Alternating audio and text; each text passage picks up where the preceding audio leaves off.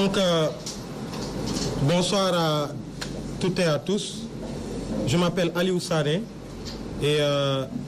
j'ai été chargé aujourd'hui de faciliter, de modérer cette déclaration de presse. Bien sûr, ce sera une déclaration de presse, donc il n'y aura pas de questions. Vous nous en excuserez, quoi, chers journalistes. Je m'appelle Ali, voilà, parce que Goudina. Et avant d'entamer, nous allons nous excuser d'abord auprès de vous pour ce retard, quand même de 40 minutes apporté à la tenue de cette déclaration de presse. Et avant d'entamer les travaux, j'inviterai tout le monde à prendre quelques instants pour chanter ensemble l'hymne national du Sénégal. Merci beaucoup. Allez, à 3. 1, 2 et 3. Pincez tous vos corps, frappez les balles à fond. Le lion rouge a rugi, le dompteur de la bourse. D'un bond s'était lancé, dissipant les ténèbres. Soleil sur nos terreurs, soleil sur notre espoir. Debout frères, voici l'Afrique rassemblée. Fibre de mon cœur vert, épaule contre épaule. Mais plus que frères, Sénégalais debout. Unissons la mer et les sources, unissons la steppe et la forêt. Salut Afrique mère.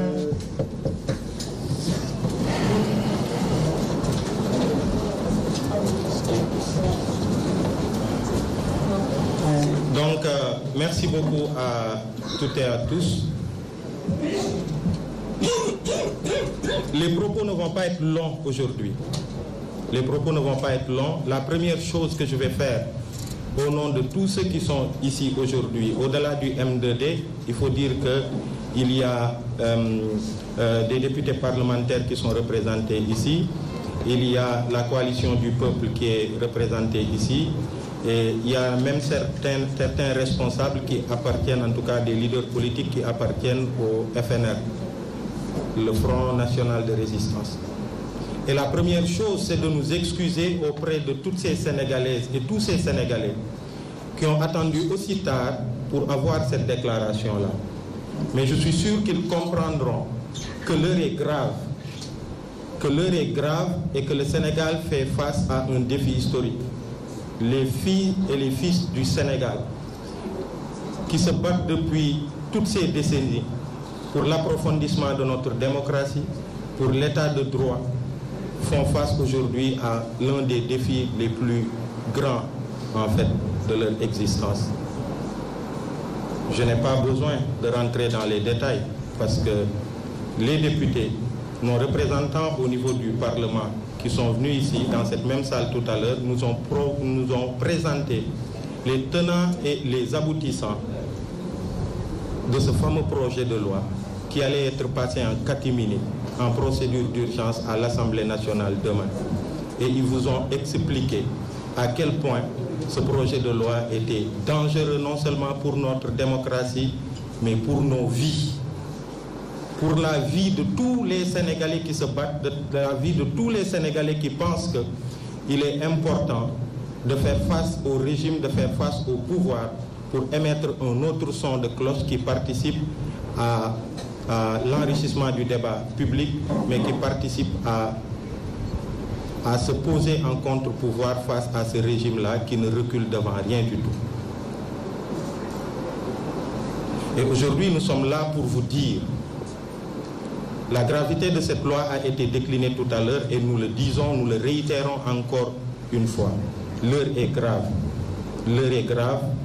Je ne pense pas, de ma souvenance, je pense que ça faisait longtemps, c'était en 2011, la dernière fois que j'ai participé à une conférence de presse à pareille heure. Et je me rappelle que c'était au plus fort du combat contre la troisième candidature de Abdoulaye Wade. Et comme par hasard aujourd'hui, il est 23h presque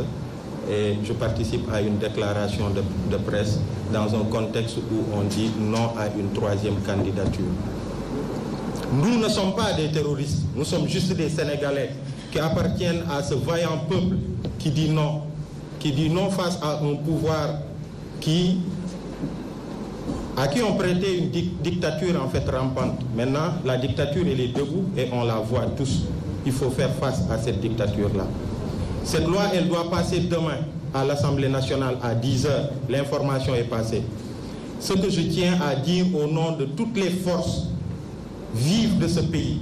représentées à travers ceux qui sont là sur ce présidium aujourd'hui, c'est que demain, cette loi, elle ne devra pas passer et elle ne passera pas. Nous nous opposerons à cette loi demain et nous résisterons. Nous userons de notre droit constitutionnel de résister face à une loi aussi pernicieuse, face à une loi aussi dangereuse pour notre démocratie, face à une loi aussi dangereuse pour nos vies, à nous, à vous journalistes et à tous les Sénégalais qui se battent pour léguer aux générations futures un meilleur Sénégal. Un Sénégal dans lequel on parlera plus de troisième mandat ou en tout cas certaines questions liées à la démocratie. C'est pourquoi nous lançons un appel au peuple sénégalais, dans toute sa diversité, aux étudiants, aux jeunes, aux ouvriers. Nous lançons un appel aux cadres, nous lançons un appel aux commerçants, nous lançons un appel à nos papas et à nos mamans. Nous lançons un appel au peuple sénégalais, ce vaillant peuple qui, en mars dernier, a montré à quel point il pouvait se battre et il pouvait rester debout pour se battre pour sa démocratie. Et c'est à ce même peuple-là que nous lançons un appel à dire non, à s'opposer à cette loi et à résister à cette loi. Donc c'est le message que j'avais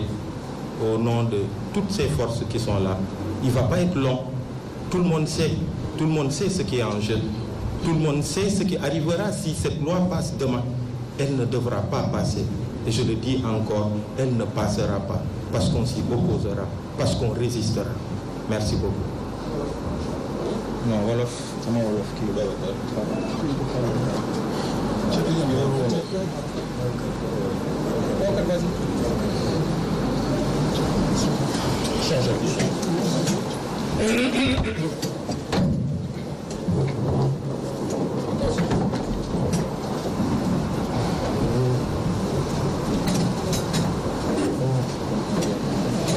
waaw ni ko Aliou waxee la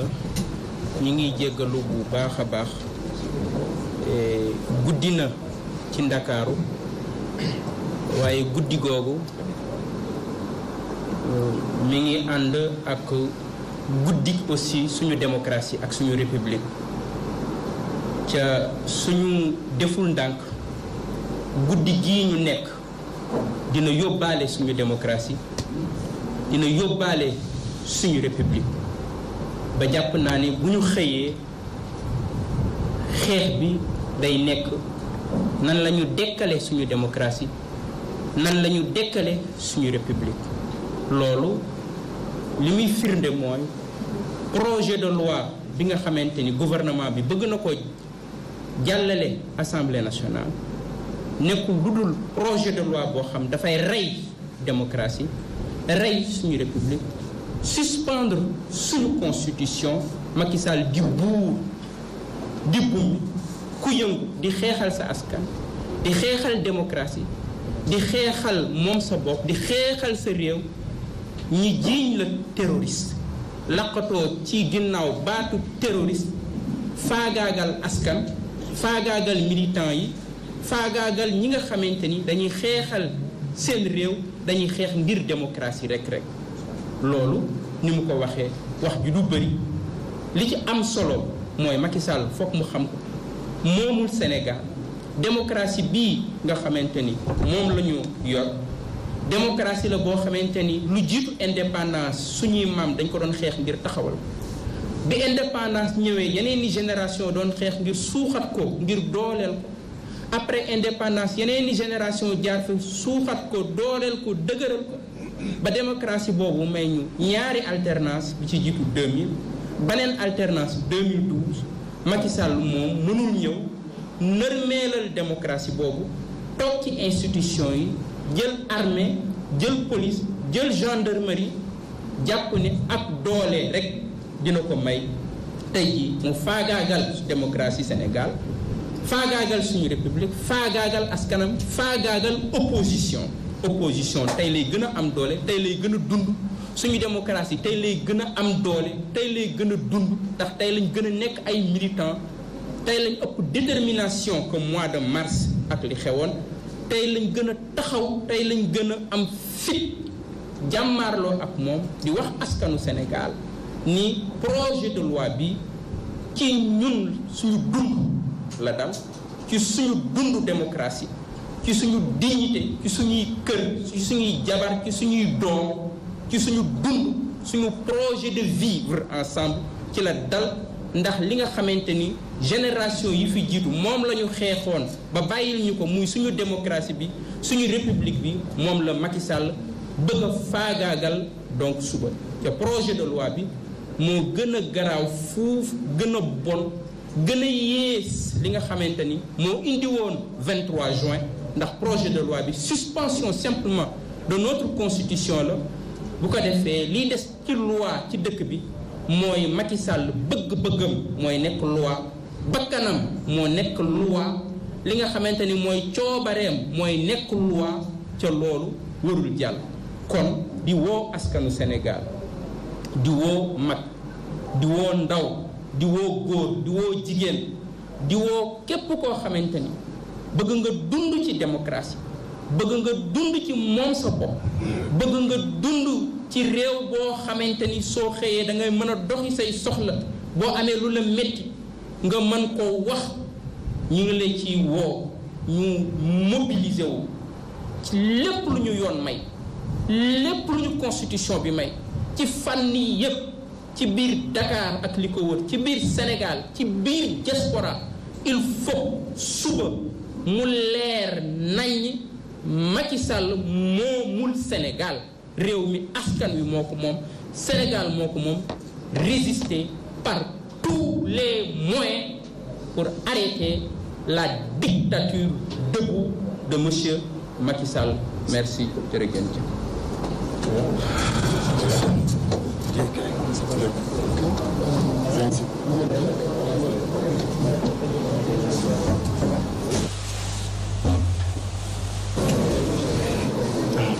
mbokk yi nuyu naa leen mbokk yi nga xam ne ñoo nekk fii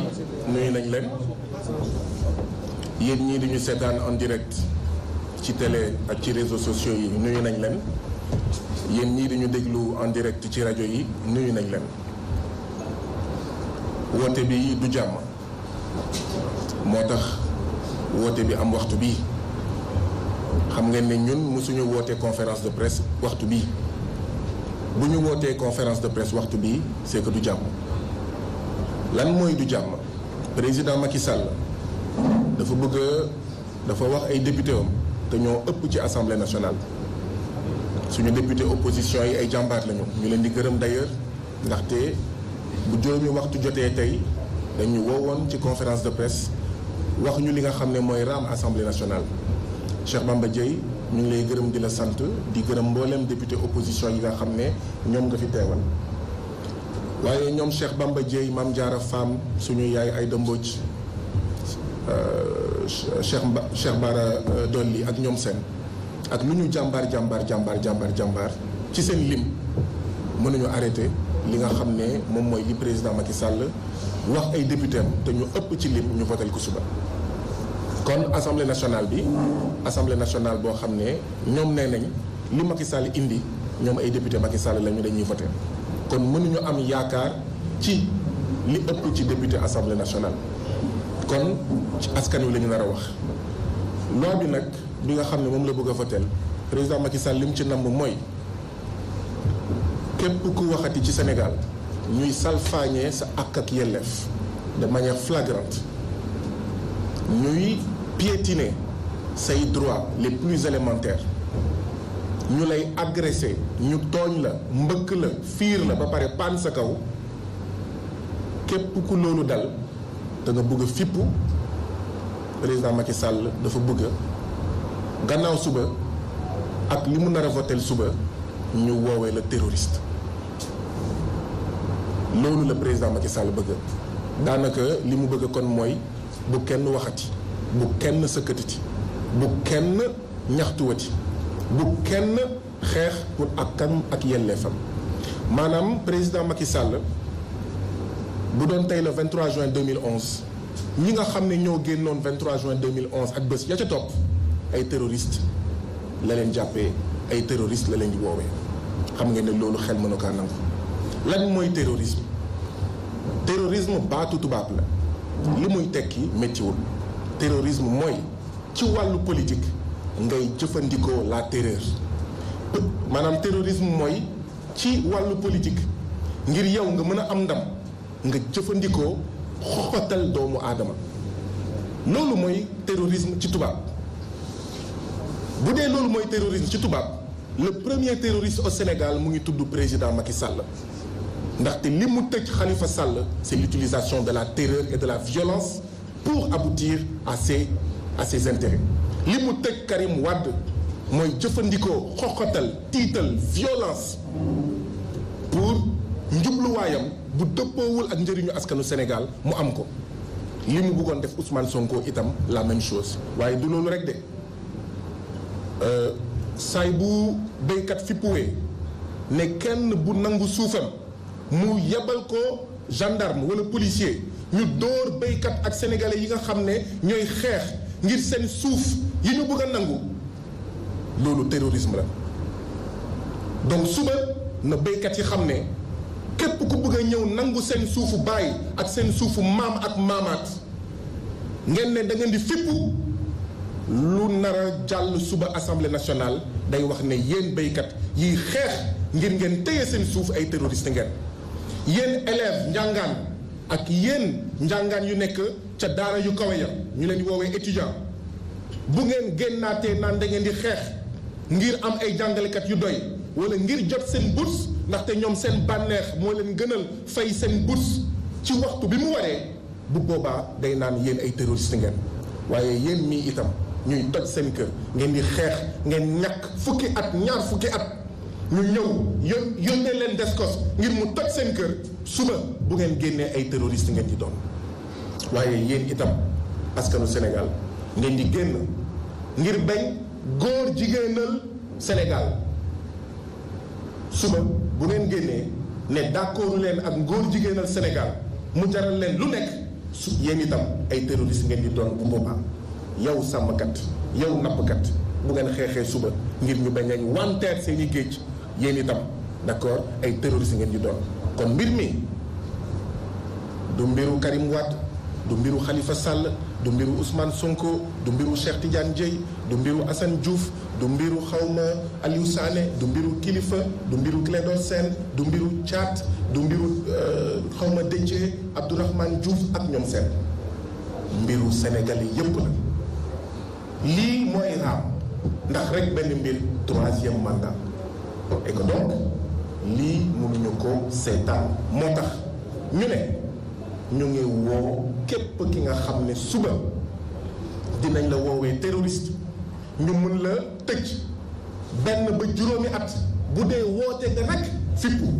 te fippu suñu constitution da ko daganal mooy résistance fippu suñu ay diine da ko daganal muy résistance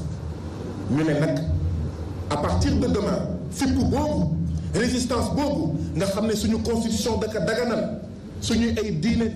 dañ ko daganal waaw à partir de gannaaw suba képp ku fippu yow li nga doon mooy terroriste et donc loolu mënuñu ko seetaan moo tax nag ñuy woo ñëpp mag ak ndaw góor ak jigéen fu ngeen munti nekk ci Sénégal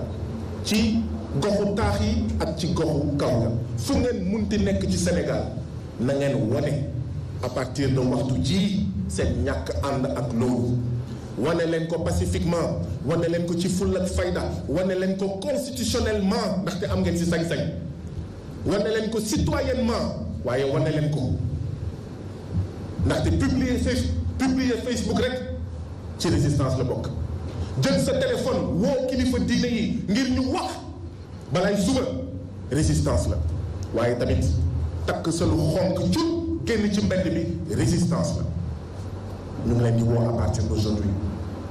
fu ngeen munti nekk moo xam yaa ngeen dëkk Dakar Plateau moo xam yaa ngeen dëkk Ranérou Ferlo moo xam yaa ngeen dëkk Kolda moo xam yaa ngeen dëkk Ndar moo xam yaa ngeen dëkk xawma Koungheul mbaa Kaffrine mbaa Kaolack fu ngeen munti nekk wane leen seen résistance à partir de waxtu ji ndaxte kat buur bu dul buur bëgg a jaamoo ñi nga xam ne mosuñu nekk ay jaam jàmmaarloog moom dafa jot 3e mandat warul jar lii moo tax nag ñuy attirer attention opinion publique nationale ak internationale jàmm la ñu bëgg waaye du ñu nangu ñu naan la boo woowee fippu ndax dañ lay noot mun nañ la tëj benn at ba juróomi at boo génnee ci mbedd bi mun nañ la tëj diiru dund maanaam man tey jii nii bu ma defee vidéo def ne résistance mun nañ ma jàpp 1 an ba 5 ans tëj ma bu ma génnee nag ci mbedd bi takk sa lu ma xonk ak sama drapeau Sénégal ne damay fippu d'accord buñ ma jàppee mun nañ ma tëj ba fii ba may dee maanaam dee mooy tax ma génn kaso mooy prison à vie loolu duñ ko seetaan président Macky Sall nag nga xam dara contrôle judiciaire liberté provisoire emprisonnement ak loi bii muy waaj a xaw ma jàllale dara duñu tere wax li nga xam ne moom la ñu nar a wax ak jëf ji nga xam ne moom la ñu nar a jëf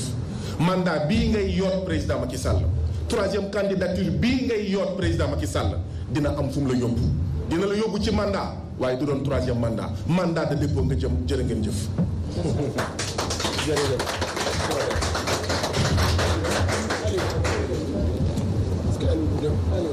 Non, c'est bon. Je passe partout.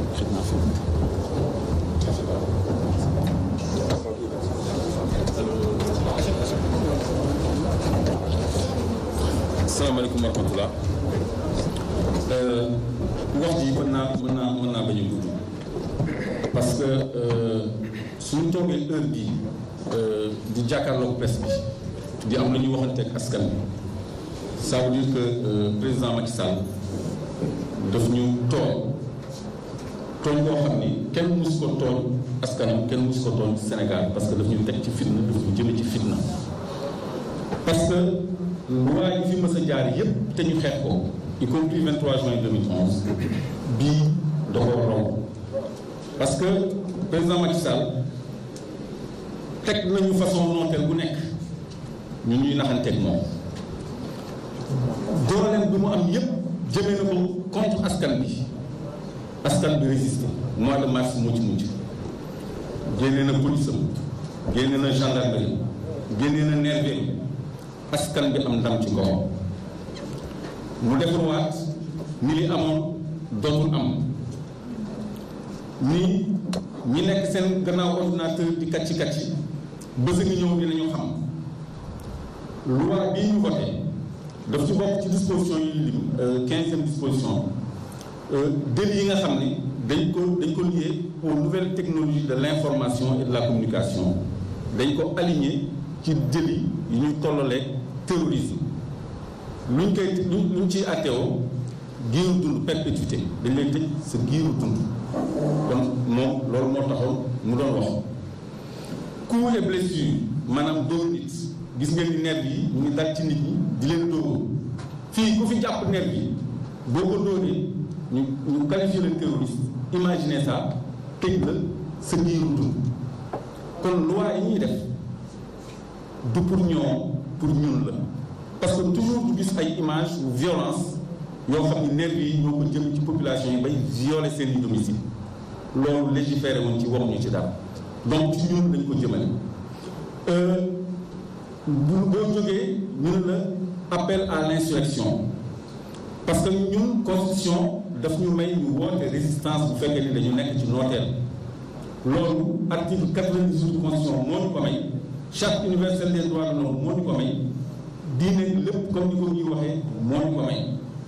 parce que kuréelu opposition bi gën a yaatu fii muy tudd front de résistance nationale te mosul poser problème kon résistance nationale bu ko ay parti politique légalement constitué ay député ci seen biir ñu mës a yor état ci seen biir ñooñu c'est des légalistes xam nañu lu ñuy def léegi nag président Macky Sall jumtuwaay yooyu yëpp mu am pour réprimer population yi doy ko mu bëgg a mottali ko arsenal judiciaire maanaam ay texte de loi pour que ñun dootuñu mën a am suñu liberté dootuñu sañ a wax dootuñu sañ a woote dootuñu sañ a manifester wala bu ñu wootee manifestation lu damm wala lu yàqu ñu qualifié ko de terrorisme parce que destruction de biens tamit ci la bokk te mën nañu infiltrer nit ñi comme ni ko honorable Déthié waxoon créer ay casse bu noppi attribuer ko opposition bi loolu moo tax ñuy woo bépp Sénégal quelle que soit coloration wala obédience ñu wàcc xeex lii nga xam ni moom le président Macky Sall bëgg a teg suñu kaw suba ci 10 heures ñun ci woon ñëpp te waa Dakar kese waa Sénégal yëpp la ñuy woo jiital ci jeunes yi dëkk bu ñu mënti nekk ville bu ñu mënti nekk kon bu ñu mënti nekk nañu xam ne suñu liberté ñun ñëpp moo nekk en jeu kon ñu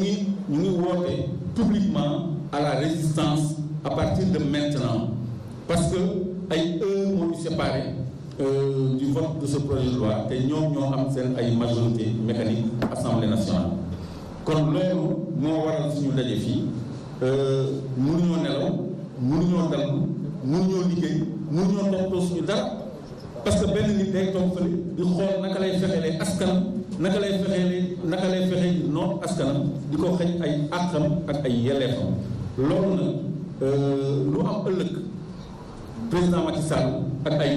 député ñooy responsable parce que Sénégal ci jàmm la ko fekk ci jàmm la ko jotee gannaaw événement de mars yi kilifa diine yi àdduna yi ba ñun suñu wàll ñu def jàmm mais moom mu ngi ci ay ak fitna ba léegi kon lu mu ci góobu dina ko gàtt ñu ngi